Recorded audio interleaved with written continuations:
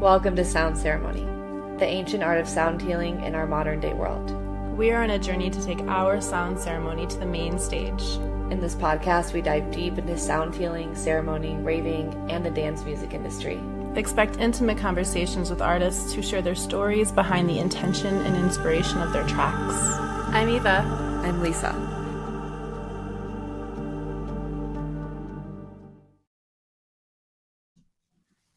Yay! Welcome to Sound Ceremony. Thank you so much for being here today. Thank you for inviting me.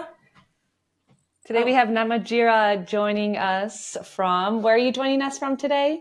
The Netherlands. Wonderful. Yay. How was ADE? Were you just there? It was just happened, right? No, I didn't finish. I think this was the first or second year I didn't go. But I will explain later, and then you understand why I didn't go. Perfect. Okay, well, we'll talk about it later. So yes, our podcast is called Sound Ceremony, and we do begin it like any sound ceremony, any ceremony with deep intention. So I'll start it off with a short guided meditation to just ground ourselves in the energy, in the space. So if you can join me in closing your eyes, the audience, if you are not driving or operating machinery, if you can join me in closing your eyes, and just take a moment to connect with your breath. And just take a deep breath in through your nose and slowly fill up. And exhale out your mouth.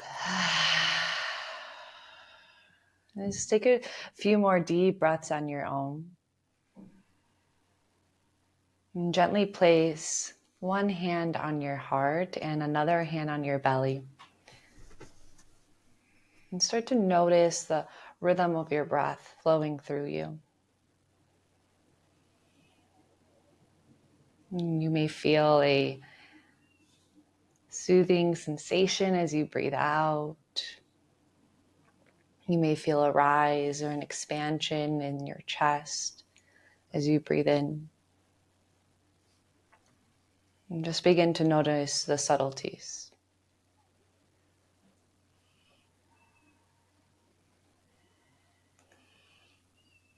And relax your shoulders. And through this shift in movement as you draw your shoulders down, imagine your shoulder blades are dripping down your back like honey. And slowly breathe in through your nose and slowly fill up your belly. And exhale slowly out through your mouth. And just take a few more slow breaths. Notice how slowing down your breath is making you feel. And feel the aliveness of this moment through your body, through feeling sensation. It can be the sensation of your breath, the rise and fall, or the sensation of your heart beating, or your clothes resting on your skin, your hands resting on your body. Just tune into that sensation. Tune inward a little deeper.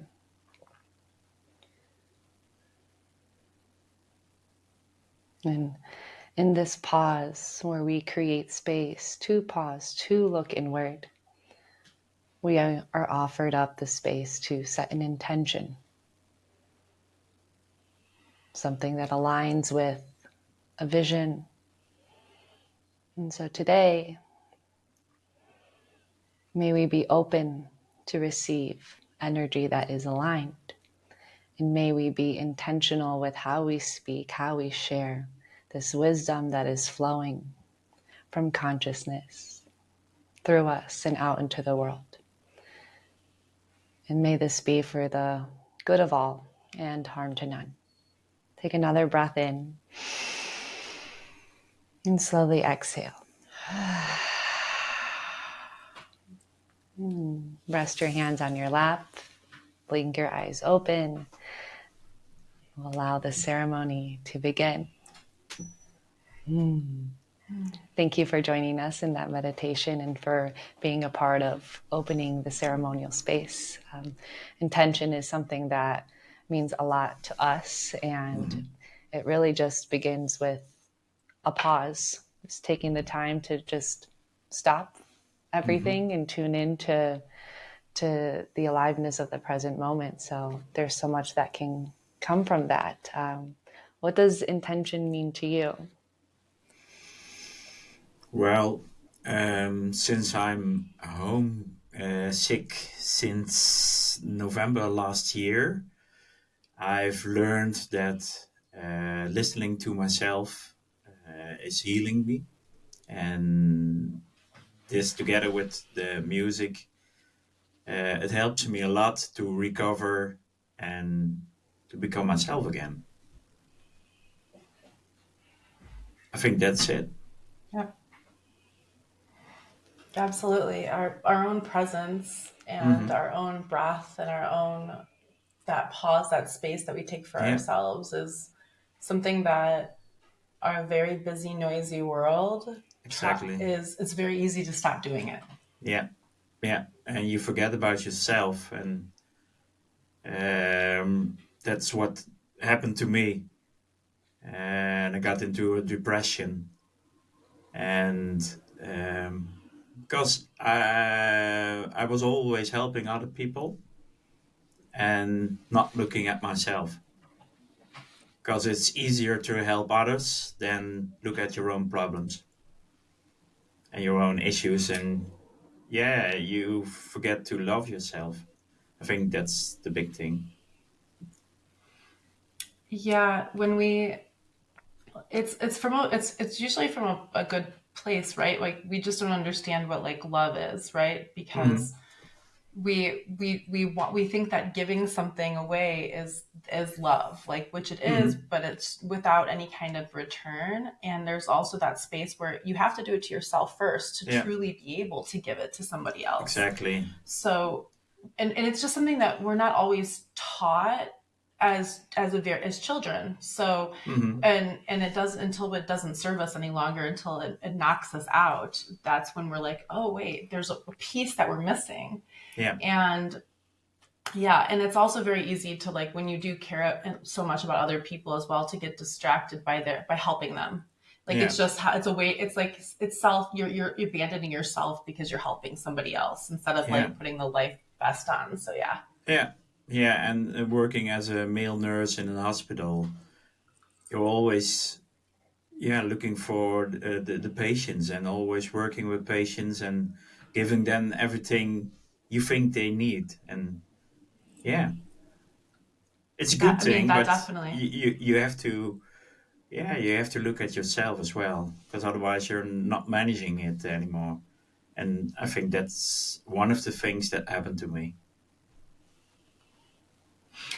Yeah, that's so thank you for sharing that. Being when you have a profession that is taking care of other people, Exactly. then so that your job itself is helping you to forget to do it for yourself. Yeah, Because that's yeah, what, like, you're yeah, thrown into the noise, into the chaos, and like you're always worried about making sure somebody else is safe or healthy or anything that yeah. you That's the won't. thing. Yeah. Yeah, I think like in a similar way, like something that we constantly have to remind ourselves is that like as facilitators of, like healing modalities, that is Hmm.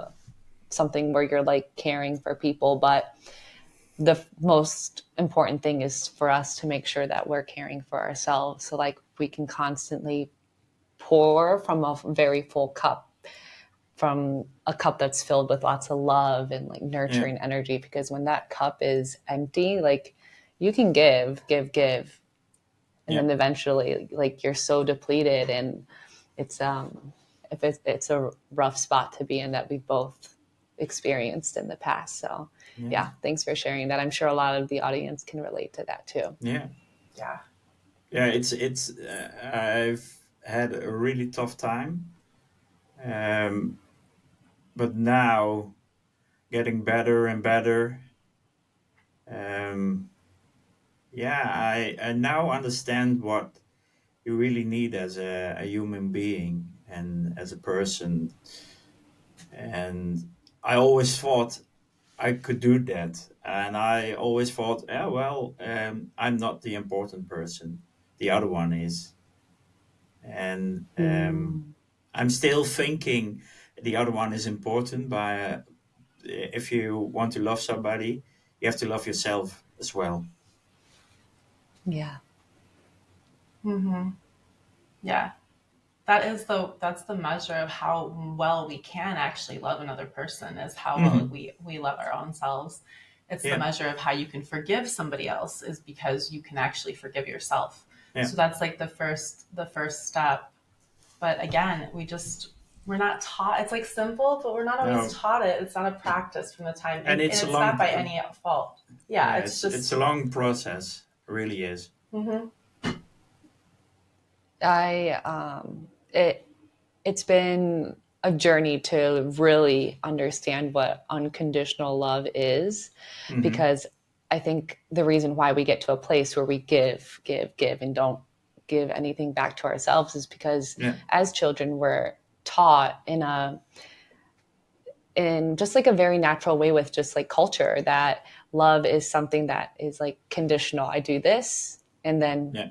you do this and Yeah. it's an exchange. But Yeah. like really it's like, is love running out? Like where does it come from? But like Hmm. the universe is love and it's infinite. It's constantly flowing, like, like we're constantly breathing. We don't ever like think twice about like, is this breath going to run out? Like, let me just Hmm. hold it.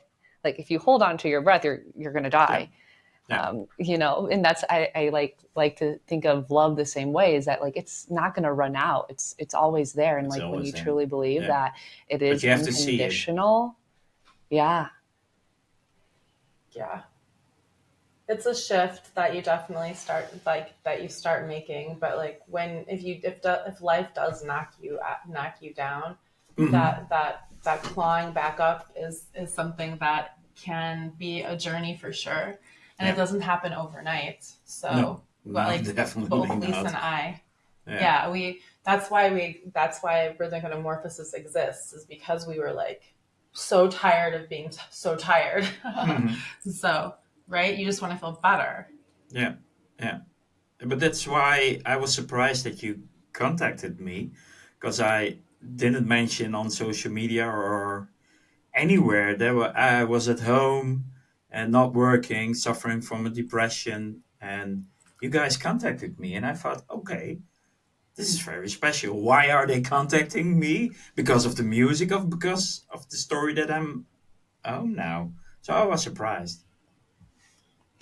You know, it, so I found you because I was listening to Hernan's mix that he Yeah, posts every Sunday, and I heard your mm-hmm. song, and Yeah, I was like, I really love this song. I'm gonna do some digging because I can't find it, and I saw like in his track list that it had your name, but it didn't say mm-hmm. the ID, so that's when I messaged you. But there Yeah, was something like that pulled me from what I was hearing in the music. It was like we were mm-hmm. talking without using words. And you Yeah. were saying something, I heard it, and then I said something back to you.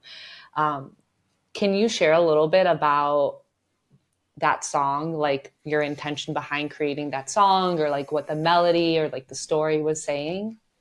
Yeah, well, I've sent you another song, and I think that one has the same flow. I think the one that Hernan played is going out.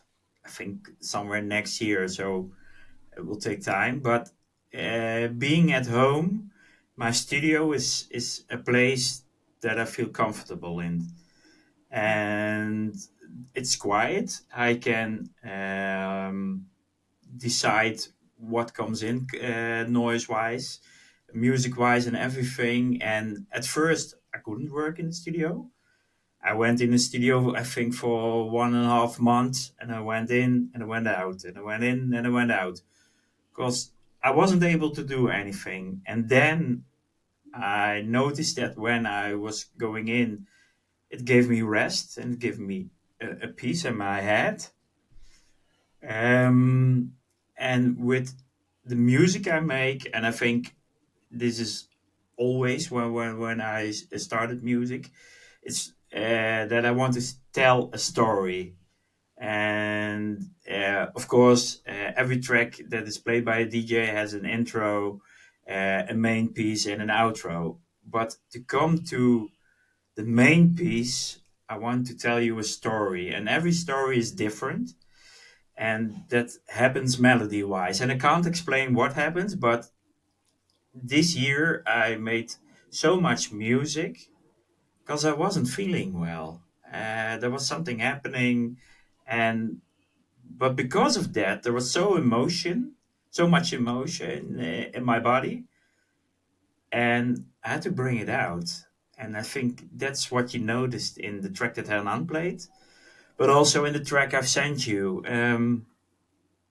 Yeah, it tells a story, and maybe you can feel or relate to it without that there are any vocals in how I was feeling making it. And this one, Yeah, the one I've you sent you, most definitely can. yeah, So Kairos sorry. was made in January, and in January I had a really tough time. I think early January or maybe February, I don't know it anymore. I definitely went rock bottom. Really, Mm. I thought this is it, and it's still is hard to tell and to explain what happened, but with the music, I think you can hear it. There are tracks that are made in that specific piece of my state of mind. You can hear it, and I think Yeah. that's. We were listening to it before the interview, and I listened to it a Mhm. couple times earlier today. But it like the way that it made me feel, it like I have different ways of kind of like participating in the conversation with music, whether Yeah. that's like I'm just sitting and I plug in my headphones and listen, or I dance, or I do Hmm. breathing to it. But like this song in particular made me want to like lay, and I felt really Hmm. safe. So that's like it made me feel safe to feel what I was feeling, and like to Yeah. receive what you were trying to communicate through the song. And Yeah. like it was all done without using words, which I think Yeah.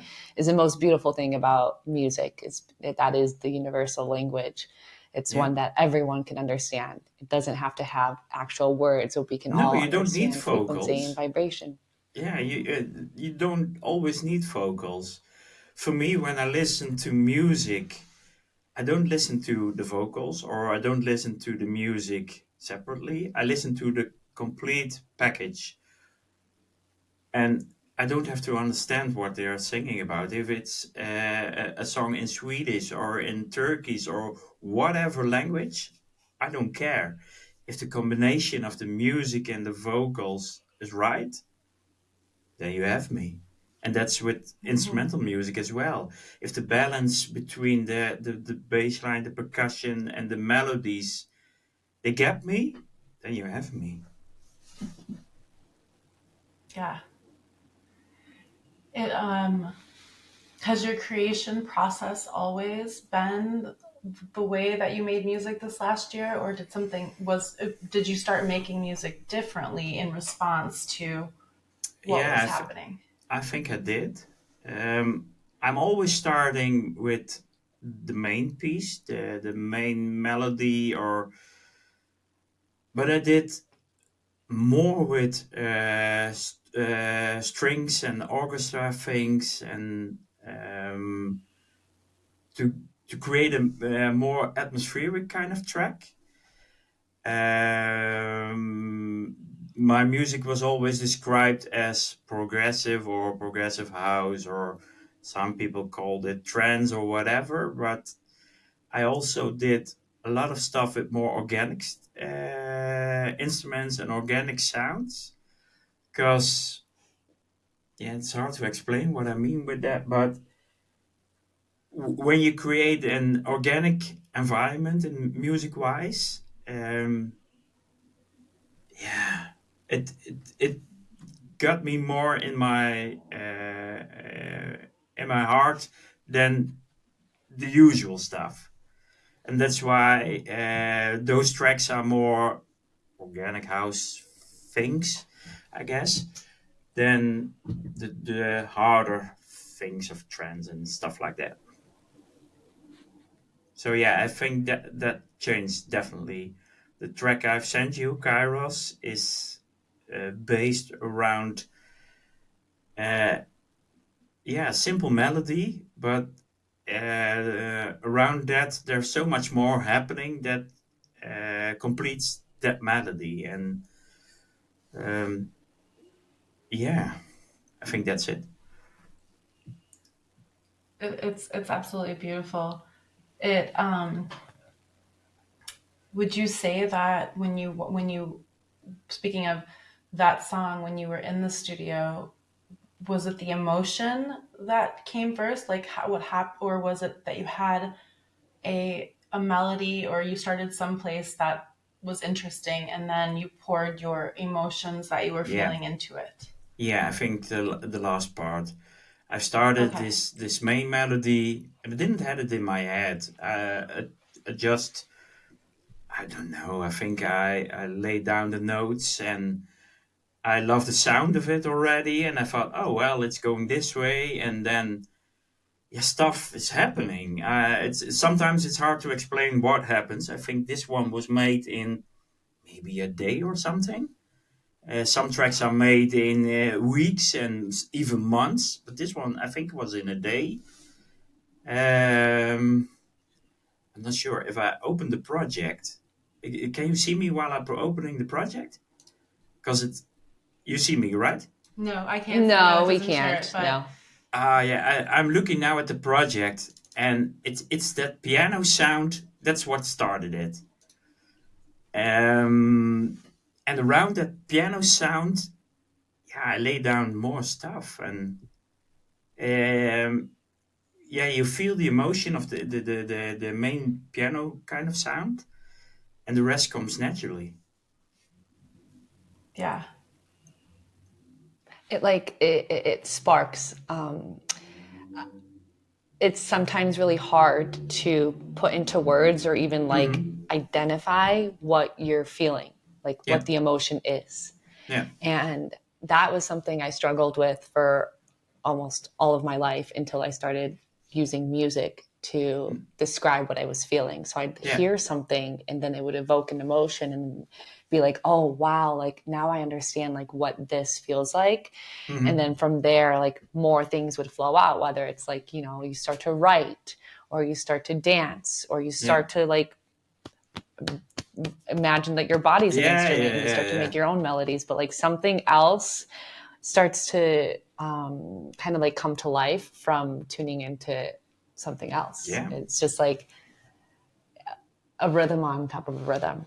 Yeah, but that's happening here as well. When I'm working on something and I think, oh wow, this is it, then I put the lights out, put my headphones up, and then I pull up the volume and I imagine that I'm at a big festival or at a club night or something, and I'm trying to imagine what would it sound when I was on the dance floor or when I'm in when a DJ is playing it, and I'm trying to get into the mood of what I'm doing, and then I get these ideas from, oh, maybe the bass line has to do this or the percussion has to do that, and because of the mood I'm trying to get in, and yeah, that's when you have a good track.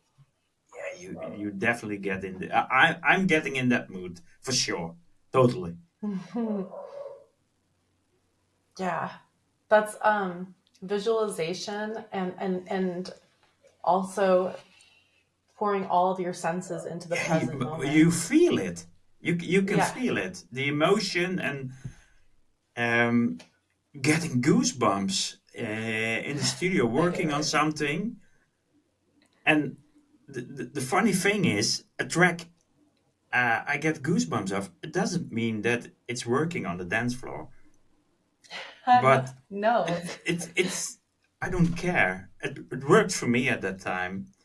for me, the most important thing is, and that's what I'm saying for I think when I started making music, if there's one listener or one guy in front of the DJ that goes completely nuts on my music, then we're there. And sometimes that guy is me. No. Most of my music is doing really well on the floor, but I don't DJ, so it's sometimes hard to understand what a dance floor wants. And if you have a good DJ like Hernan or Nick Warren or Ilke Klein, they know when to play this track or that track, and then the audience goes possess. And yeah, that's cool. And they have like a beautiful their followers, their supporters, the people that come out and listen to them trust them. Exactly. So they get to like when you have established trust with people who come to see you or listen to you play, they allow you to take them on a journey. So sometimes I think that the dance like making dance music is difficult because it depends on whose hands it was placed in. Yeah. So right, like how to right, it really can make a difference because sometimes it might not be the right place or the right time or the right whatever, but just like you said, it's a give and take. It's the audience being receptive because they know, they believe that they know what they're going to give you, something that they want. And then it's the DJs or the producers who then know how to place it exactly, like where to tell the story. Yeah. And if they tell a good story, everybody's enjoying and feeling well and getting into the right moment. And I love to see those things.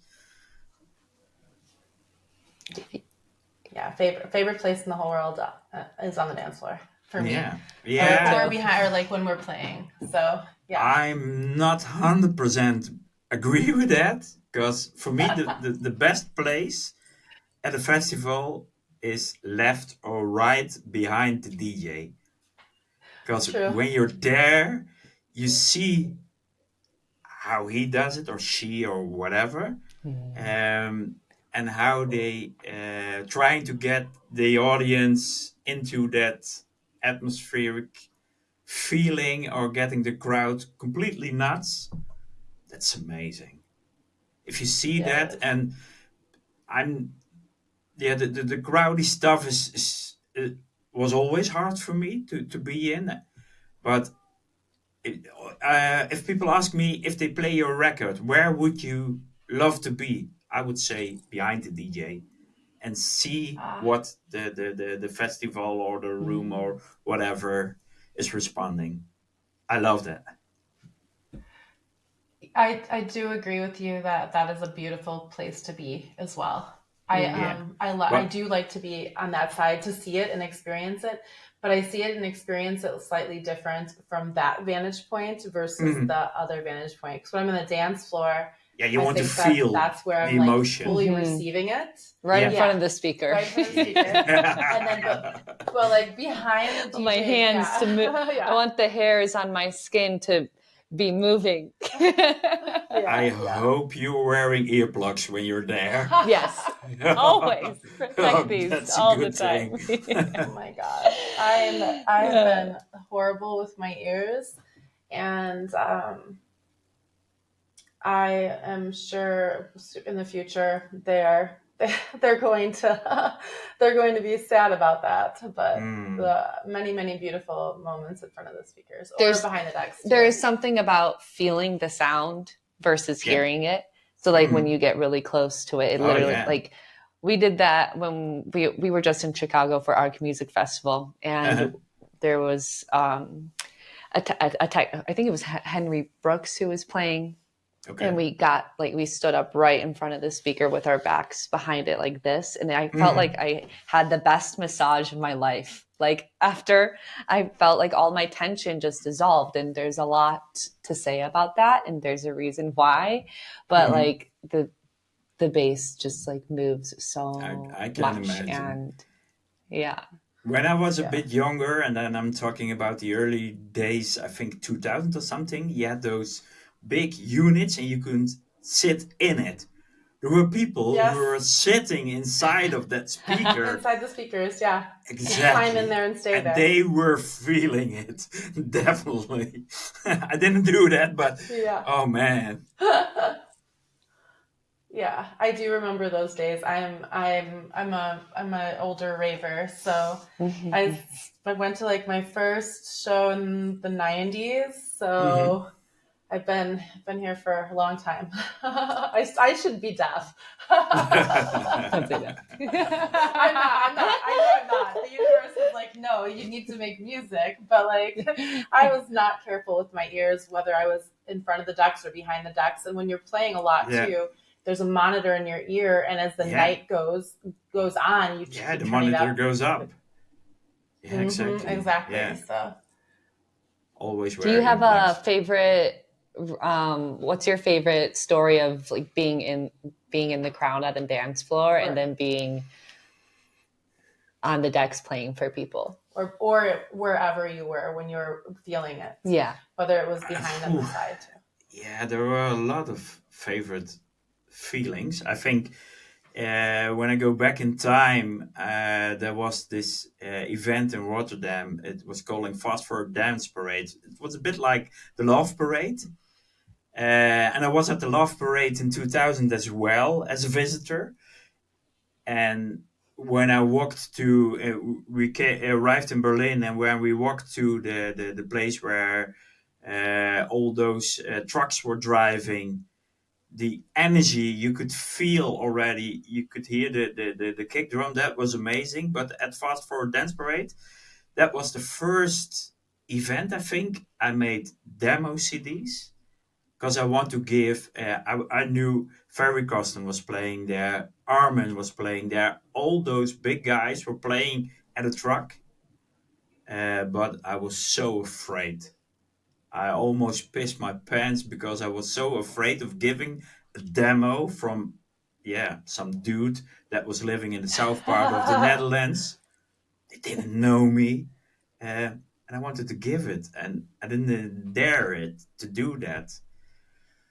But the feeling I had when I was there, it was a mixed feeling of nervous, but also enjoying myself so much. It was an amazing event. And I'm not sure if it was there. I think, yeah. I had that demo CD, and Misha Helsloot was playing there as well. And I was at Fast Forward with Ilke Klein. And I gave that demo to Misha because I think Ilke or his wife knew Misha, and I could give it. And that's how it all started. My first release came out after that event because Misha was playing it and he compiled it for his compilation. And yeah, you can imagine that feeling that somebody likes your music, wants to play it, and in the end, he wanted to compile it for his compilation with a lot of big artists on it. And that was that guy from the south part of the Netherlands who nobody knew about, and I was on there. And after that, yeah, things, yeah, rolled, and that was really nice. And yeah, the second thing I still think is huge for me is I was at a local festival over here. Friends of mine are organizing a local festival, and it's called Hidden Garden. And Ilke Klein was playing there as well. He was the closure of that evening, and he was playing Shed My Skin. You know, Dino Shed My Skin, and Ilke did his official remix of it, or I think it was an own track or something. And the crowd was so into that song, and I was dancing on the stage next to Ilke, and my wife was on stage, and everybody, I could almost cry because I was so happy at that time. It was so amazing. And the song, I really loved that, the original song Dino Chet My Skin, and Ilke's remix was amazing. I will never forget that moment, how I felt, and yeah, being there, and that's where music brought me. I got to know a lot of people and talking about music, getting footage of Nick Warren playing a song of mine at the Miami Music Week on a boat. In the past, Nick Warren played Creamfields, Peru, I think, and he played a track of mine there as well. And the crowd, I think 20,000 people, got mad about a track I did. That guy from the south part of the Netherlands, and those things. Yeah, I'm very humble for that. Very humble. Those are amazing. The it's beautiful because you remembered how it made you feel. Yeah, That the sound, the music, that yeah, describing that song and like how it made you feel in that moment. yeah, It transcends time, and you can close your eyes and listen to it now, and you can take yourself right back yeah. there. Then you feel it again. Definitely. Yeah, It was yeah. amazing. That's a When beautiful thing. right, it's time. It literally does transcend time and language, Yeah. and it can be also incredibly healing. It's Mm-hmm. just it is. It's a portal. Like, Yeah, Yeah. but it's a portal. For the longest time, we used to joke around that. I think actually the first time we did it was at, we were, In no, Miami. it was at Miami Music Week a mm-hmm. couple years ago, and I was like, "All right, everyone, get in the portal!" And everyone, I put my arms like this, and everyone pretended to like jump in, and like we would always do that every Mm-hmm. show after that. And like now when we play uh, our sound ceremony, we're like, sound is a portal.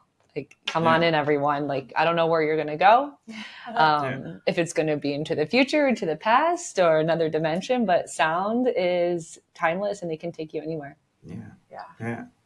And I think When if did you I, start making? uh, Go ahead. Sorry. I wanted to say that I think that the feeling I just described when I making music, I'm trying to go back to that feeling as well, because I knew how I felt at that time, and it was so good that yeah, you trying to get that feeling back, and yeah, it's amazing. Yeah.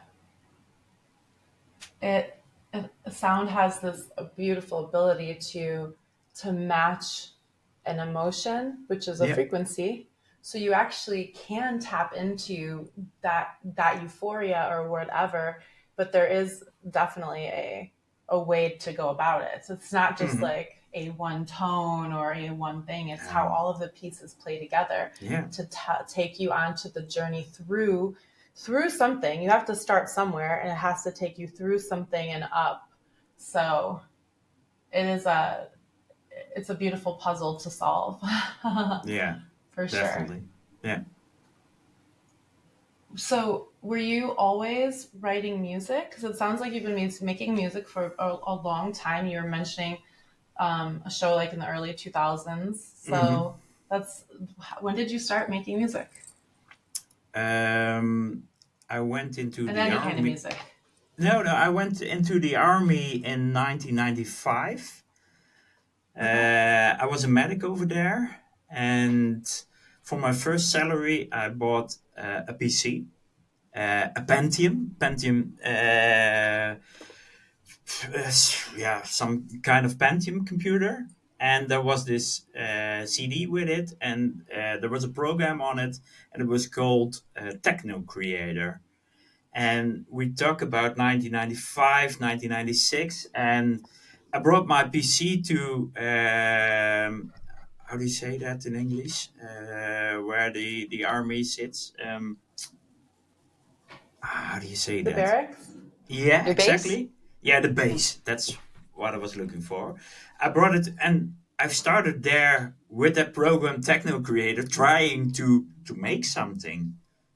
And there was this reunion a couple of years ago, And my roommate, my bunkmate, he said, "Are you still making music?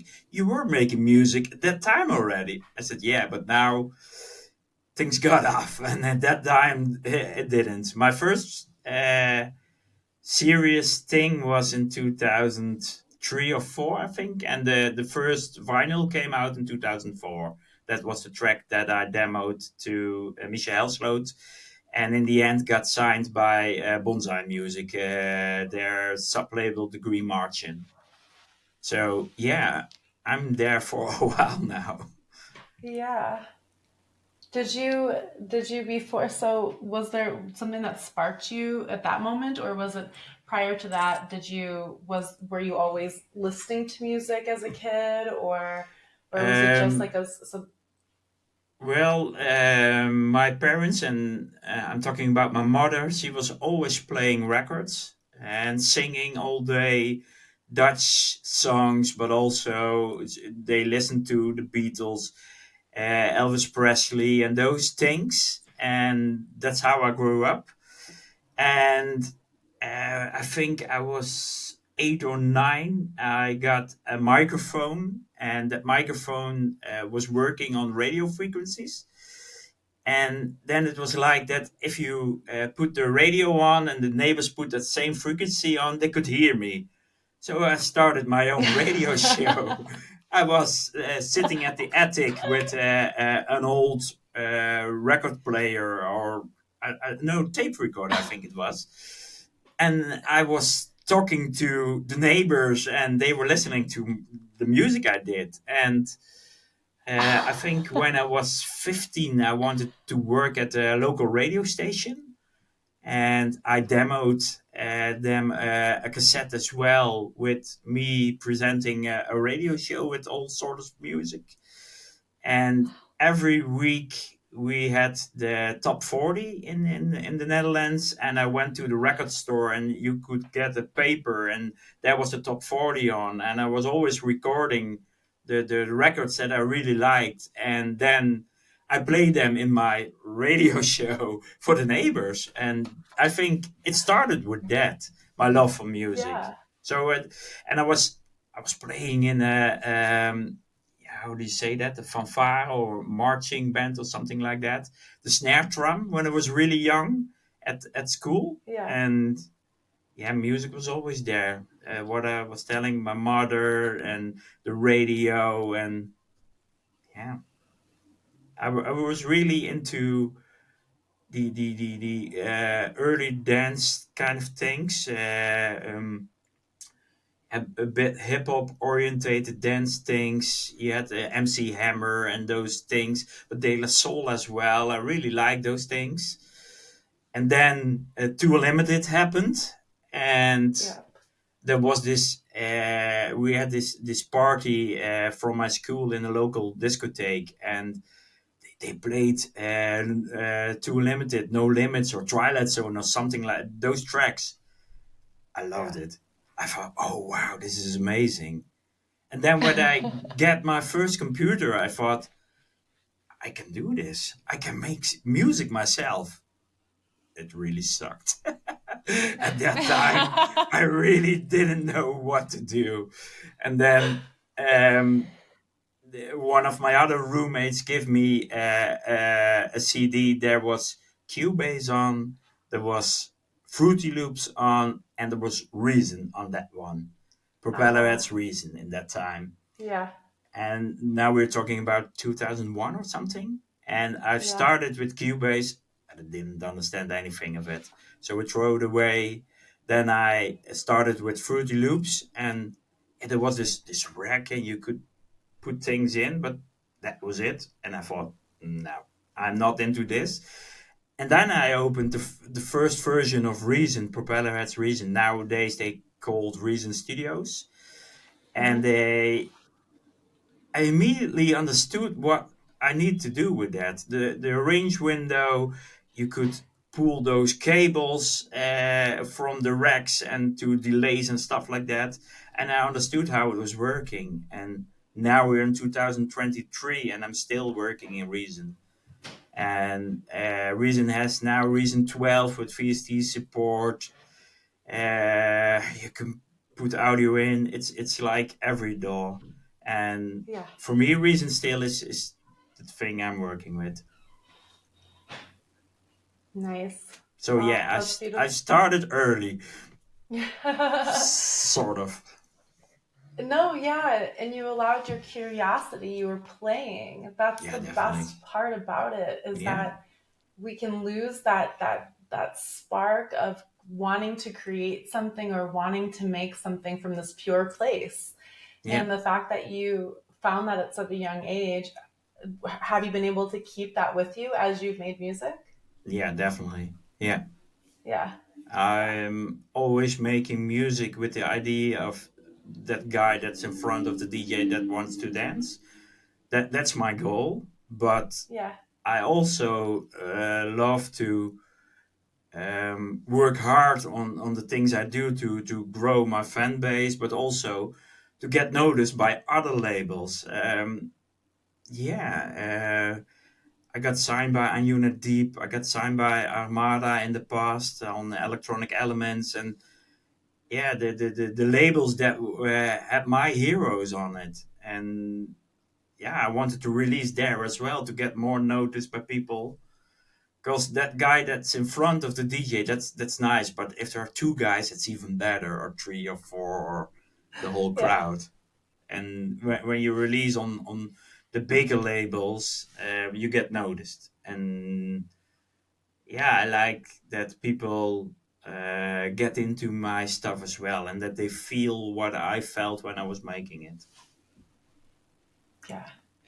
You said something earlier about, and then you just mentioned it again, but about like when you make music, you want to make just one person in the crowd go nuts. And if that one person in the crowd is you, like mission accomplished, which is a really beautiful thing because, Mm, like then you brought in like what you used to do as a kid. And like yeah, that inner child is always in us. yeah, And that joy that you feel when you listen to your own music, that joy is coming from the inner child. And when that yeah, inner child is seen, the definitely. inner child is happy. And then everyone else starts to see you Yeah, because you're seeing yourself. So like it's not a coincidence that like when you were making that, you were feeling that joy from your own music and you're hmm, like, that's it, that's enough, that yeah, the labels were coming to you. yeah, More people, it was reaching more fans, more yeah, people were playing that music. yeah, yeah, definitely. Yeah. Yeah. Yeah, and that's a beautiful thing. Exactly what you say. The inner child in me, that feeling when I was sitting in on the attic with that microphone and doing my own radio show. Yeah, that's what I'm doing. Still doing, to Yeah. be honest. It's not a radio show, but I make music and hope that people yeah get touched by it, enjoying it and feel it. The radio show is like curating an experience for a listener, and like Yeah, which is like what you're putting different pieces together, you're building a puzzle, you're building an yeah, art. yeah, And it's the same way in a different way with what you're doing when you're creating music or when yeah, you're DJing and putting different songs together. You're taking yeah, someone on a journey, they're experiencing something yeah. through you. Yeah, definitely. And What people is ask your me, creative flow like? it starts early. When it starts early. No, normally when I'm not sick at home, like now, then when I have an early shift and I come home, then I'm there for my son and my wife. And after dinner, I'm going into the studio, and sometimes it immediately happens, and sometimes nothing happens, but that's okay. And after that, I'm going downstairs and watching some television with my wife. And in the commercial break, I ran up to the studio because then I don't have a lot of time because the commercial breaks are pretty short. And then in between the commercial break, I'm going to do something, and then I'm going back down, and then come back and I'm down. And eventually there's something, because you don't have much time, there's something happening. And I like to normally I like to be on some sort of a deadline, because then I pushing myself in doing something and not fiddling around all the time. It's nice to fiddling around, but I want to, yeah, there has to happen something. And now that I'm home, on the good days, I'm going to the gym pretty early. I start my day with an ice bath.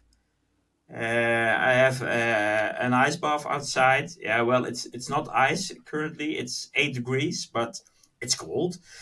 That's cold And enough. yeah, I'm Yeah. sitting there for, yeah, 6 7 minutes, and then Oh, I'm better than putting my us. clothes on, and then I'm going to the gym, and after that I'm going inside of the studio, and yeah, sometimes things happen and sometimes not. And currently I'm working on a new track, and I'm arranging already, and when I start the arrangement, then I can finish it in a day probably, and maybe even That's quicker. Sometimes in 2 hours there's a completely track, but that's only when the bass, not the bass line, but the bass of the track is already getting me so much. Like I was telling, putting my lights out and the headphones on, and when I'm going nuts on that, then I think, okay, now I can start arranging, and things happen.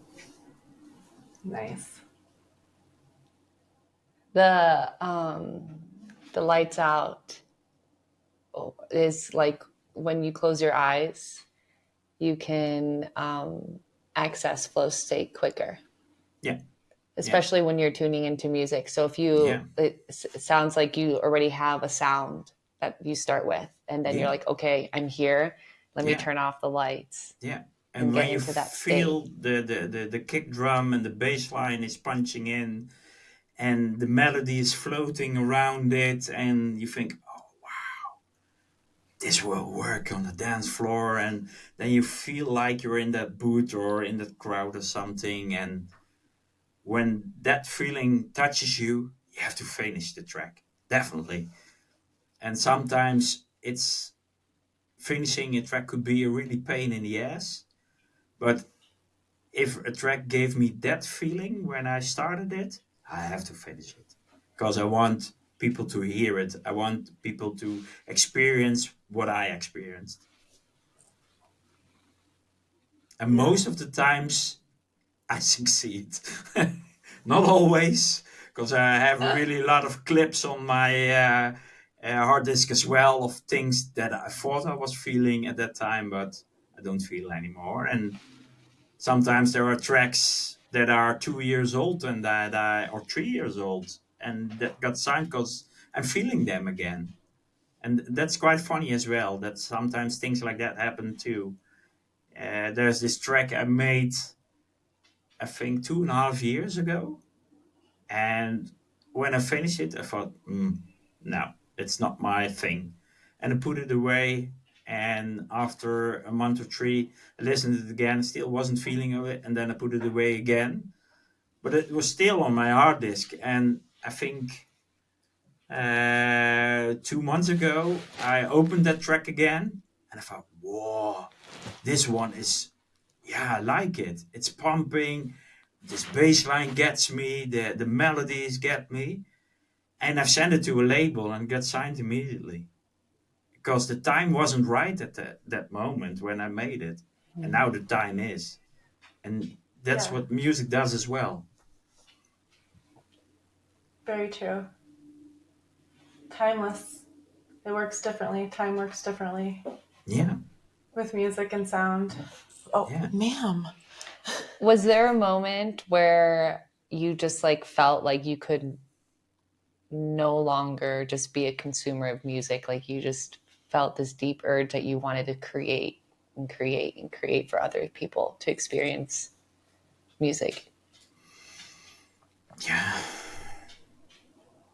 Yeah, I think when I've started in 2001 and had my first release in 2004, it was already there. Because I like to consume music. Every kind of music doesn't matter for me. It could be classical, could be hip hop, could be rap. I don't know. If the music is good, it's good. But making my own music, yeah, that makes me proud. And that makes me feel, yeah, so amazing. And I think now sitting at home and suffering from this depression, that also made me feel not so proud about myself. And that's why there are, I think, 18 unsigned tracks at the moment. 18 that I haven't sent anywhere because I'm not secure about it. And that's what the depression does to me as well. But there will be a time that I can send everything again, and things got signed again, and I think we are almost there too. There are tracks that I finish and then I'm totally secure of, but there are also still tracks that I don't know yet, and maybe it will take a year or two. And sending then, like the other track that was 2.5 years old, I don't know. But I've learned, don't throw away your finished tracks immediately, because sometimes a track needs time to grow. And yeah. Yeah. It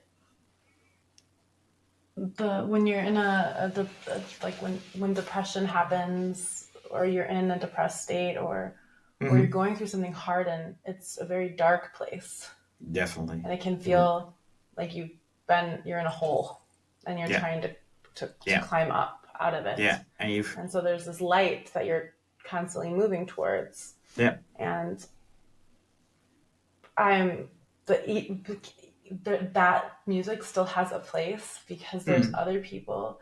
When you made it, if you're making it during that time, there's other people that are going to be able to feel that, and Yeah. it's going to give them, it's like it's telling your story of Yeah. climbing out. Climbing up, falling down Yeah. again, climbing up, falling Yeah. down again. It's Yeah. okay, but that's Yeah. life. Yeah. Yeah. And when you can encapsulate that in the sound and even move, but sometimes all you need is a little bit of movement, right? You need Yeah. something, or a little bit of light, or a glimmer of hope, or a glimmer Yeah. of something that keeps you doing this. Yeah, So, definitely. Yeah. And when we started this conversation, we were talking about loving yourself. And it's also about loving my music. And Yeah. not always I'm loving my music. And currently, yeah, that happens. Because of insecurity, because, yeah, I'm not sure if it's good enough. Do the people still want me to make music? Are they still like what I'm doing? Or music is evolving a lot. We had that EDM stage last, what is it, 5 years, and now the more techno kind of stuff, melodic techno, is coming up over here as well. Do I need to switch, or do I stay true to myself and make those deeper things? Yeah, you're already nudging, but that's what inside of my head as well. And yeah. what do I want to do? Those things with those organic, more a bit Lee Burridge kind of sound, I really like. But is that what my followers want, or do you want me to care about that, or do I want to care about it, or just do my own stuff and see what happens? Yeah, those are struggles. Yeah. They're not struggles that only you face. Like, it's something No, that no. as a collective we all face. And it's, Yeah, I think, in those moments where we do feel really lonely, yeah, it's the reminder that we are one. Like, reminds us like we actually aren't alone, and there is someone else experiencing this. So like, continuing to create your music through like those dark states and finding the light, yeah, someone else is going to build faith yeah. because like there's hope, but like to have faith that you will reach that light, like that's, Yeah. I feel like the music is the faith. Like you Yeah. listen to the music, it's like, if this person Yeah. can get to the light and we're connected somehow, Yeah. that means I can too. And love, like coming back to love, I really truly believe and feel that love is the medicine. Like Mm-hmm. love is unconditional, love is abundant, it's always around. And like we hear this term enlightenment all the time in spirituality. Yeah. um, and like we associate with love and light, and it Mm-hmm. makes you think that there's no space for light or love in the darkness, in these depressive states. And then you Mm-hmm. get into these like imposter syndromes and insecurities, and that, and thinking that you need to Yeah. change something about yourself. But it isn't about changing anything about who you are. It's the human experience is this beautiful dance of darkness and light, and Mm-hmm. merging them together Yeah. by loving both of them, so that they can become this beautiful gold, this beautiful harmony, like what we hear in music. And yeah. Yeah. I know that when you're making music for for a living and you're thinking about the dance floor and thinking about all of the other parts of it, it does take you into a different place in your body and in the world Mm-hmm. than just the pure Yeah. place of making music. Yeah. And the question that you asked is, should I change? And I recently heard something pretty interesting, and it had to do with the vibration. Like, we all know that love is a very high vibrational state. Mm-hmm. Yeah. Well, even higher than that is being authentic. Mm-hmm. Authenticity is one of the highest vibrations you can hold. Yeah. And that's because you're exclusively who you are, as you are, exactly as you are, standing at your ground, and you're a Yeah. channel for whatever the universe or music is going to speak through you. And it's hard. We get mixed up in this world because the world's noisy. All this noise blocks Yeah. us from that place. But one of the if we can figure out a way, it's not easy, obviously, otherwise all of us would do it, No. to No. be Yeah. authentic. Yeah. Yeah, like it's so whatever you choose to do, be off. I think if you can find your authenticity always, no matter what it is, and believe in that, then there's going to be the world's going to want to hear your story Yeah. if you want to share Yeah. it. I And agree with whether you. it's with words of how you created this body of work, or Yeah. yeah. Yeah. I agree with you definitely. And if you listen to those 18 tracks I was telling you about, um, they're not all the same. There, some are more up tempo, down tempo, but I think you can still hear it's Namatjira, and so it's Joost, because Joost is Namatjira, and vice versa. Mm, yeah, and there will be a time that I'm ready to send them out, and yeah, I'm looking forward to that as well. And when the Yeah. time is We right, are too. yeah. Thank you. Yeah. It'll be when the time is right, and when you're ready to share your gift with the world. Your Yeah, story is your gift. Your music is a gift. yeah, And sometimes I mean, there's ebbs and flow, but I know that when you do something, when you are a creative, when that is what brings you life, there are moments that when you're in between those big hmm, gigantic sparks, that can feel hard. yeah, So, because yeah, creation is a very beautiful place, but there's always that, like, sometimes there's that place afterwards, like when you've made something huge and big and then you birthed yeah, it and it's a gift to the world, and then you're like, what's next? yeah, And finding yeah, that what's next is sometimes hard. yeah, yeah, totally. And um, it was a big hole I felt in, and it was a deep hole, and it was a dark hole. But in that dark hole, I got in touch with a lot of new people, music wise. And they were all telling me, oh, well, I'm taking medicines as well for depression. Oh, I'm in the same thing. I didn't know there were so many creative people suffering from the same problems I'm suffering from. And that opened my eyes. Not that I was thinking I'm the only one suffering from this, but a lot of creative people are dealing with depressive feelings and stuff like that. And that opened my eyes. And the contacts I have now, there was this guy, he's a producer from Poland. We didn't know each other, and we had a conversation about so many things, and music wise, but also personally.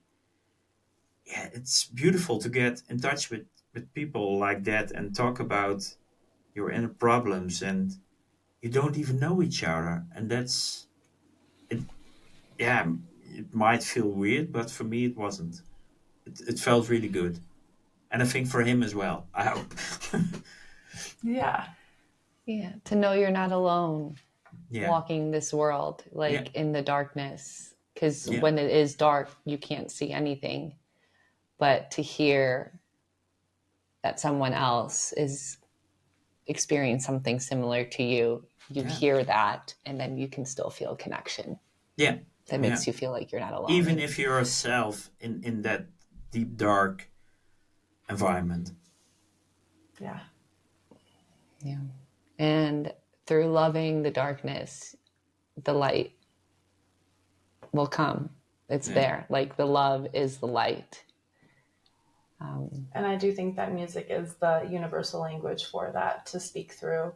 That's yeah, why sound can be so incredibly yeah, healing or yeah, moving or emotional, and that's because it's speaking our language. It can bring us, it allows us to black out the noise in the world that hmm, is actually causing the depression, yeah, the disease, the sicknesses, the mental depressed states. This is all yeah, the noise in the world, yeah, but sound is healing. yeah, So what you're doing is medicine. yeah. But that's the good thing of being inside of the studio. I Yeah, can sit here making my music, feeling better. There's no noise from outside, and yeah, yeah, it's really nice. it is. Yeah, and we can definitely feel that, and that's why we do like that track is Hmm. something that we will definitely play in our sound ceremony because it's this Thanks. beautiful, beautiful part of a story that other people will resonate with. Yeah, So And I it's one that we appreciate. use in our guided rhythmic metamorphosis practice. Like it's part of the sound journey, and we're guiding Cool. people to move through certain traumas and emotions to transform them, all by just tuning into the frequency of that sound, of that feeling that you were feeling when you created it. So yeah, thank Thank you for you that. for sharing Yeah, your thank you art, for and that. please continue to share it with the world, yeah, Thanks. because it creates a really, really big ripple. yeah, Thank you very much. you're welcome. Is there anything else that you would like to share with our audience? Maybe like a little nugget of wisdom for anyone who would like to start creating music? Not especially for creating music, but I think if you're feeling lonely, if you're feeling alone at home, if you're feeling depressed or stuff like that, talk. Talk to someone. Don't think, yeah, but I don't want to, or something like that. No, talk, and it will help. And music wise, if you're starting producing, or if you're a well known producer or something like that, do your own thing, and don't think the mass of people want you to do something else. Do your own thing. And Beautiful. Yeah. yeah, that's it. Thank you. And Thank you. where can our audience find you? Well, on social media, Online. yeah, my own Instagram page, Namatjira Music, or what is it? Facebook, also Namatjira Music, SoundCloud, Spotify. I think you have the links to my Yes. pages, And there is my namatjiramusic.com website. And over there you see all social media links as well. Wonderful. Well, we will be sure to link it in our show notes. Thank you again for sharing your story, and thank you to our audience for joining us. You're very welcome. Yeah. Thank you. Very nice.